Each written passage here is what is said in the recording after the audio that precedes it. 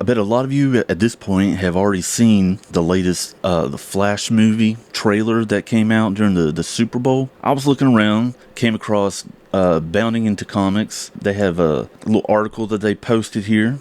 And there's an allegation that says, new scoop alleges Batman and Robin star George Clooney replaces Michael Keaton as Bruce Wayne at the end of The Flash. The Flash has undergone a multitude of reshoots in a short period of time and makes good use of its multiverse, as it is no secret there will be cameos. What's less certain is the status of the film's primary Bruce Wayne, played by Michael Keaton.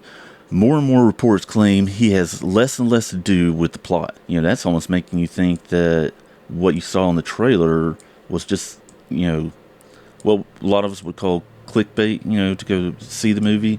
Because everyone that I know they're not fans of Ezra Miller. If you know anything about what's going on over the past probably a couple of years or so of him in the news, nobody's fans of him. And yet he seems to still be in Hollywood, still making these movies and stuff. And yet someone who is like one of the more awesome, more based individuals out there, like Henry Cavill, they go can him, even though he's pretty much the perfect person to play Superman in this day and age. Then it goes on, considering he is a remnant of DC films and Walter Hammond's vision of the movie, the Batman Returns actor could get out of altogether, which the least scoop from Saul Abdul posts. The YouTube creator has a different Bruce Wayne may step into Keaton's shoes, one whom no one expects nor perhaps wants. The former Bruce is George Clooney. In a clip from his podcast, Abdul says a courthouse scene at the end of the film in which Barry's father, Ron Livingston, is exonerated for killing his wife was changed to include a new twist. When Barry stepped out of the courthouse, he was allegedly going to run into Keaton's Bruce and Supergirl, that's played by Sasha Calle. That's no longer the case, as DC's new studio boss James Gunn requested things to be taken out, according to Abdul. And now, when Barry leaves the court, he meets someone else from the past in the multiverse, the person being Clooney. Additionally, this happens apparently in order to demonstrate Barry can go to any iteration of DC that ever was. Shocker. Abdul adds that the source that gave him this information was the same one who told him about Ben Affleck's and Henry Cavill's cameos, on top of the bevy of reshoots.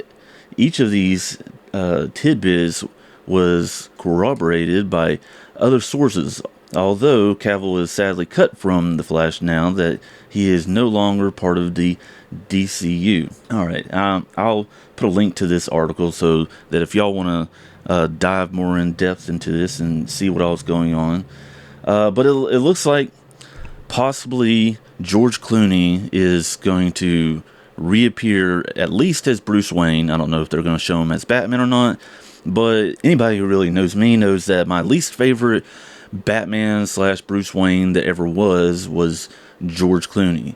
My biggest criticism of him is that his Batman and his Bruce Wayne are the exact same character.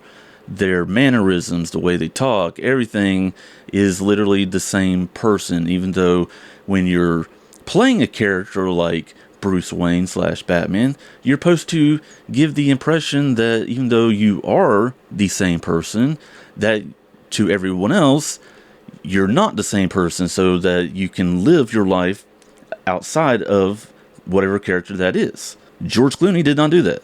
I don't know if he was directed to act that way or not, or if that was just his portrayal of it. But I still say to this day, he is the worst Batman ever.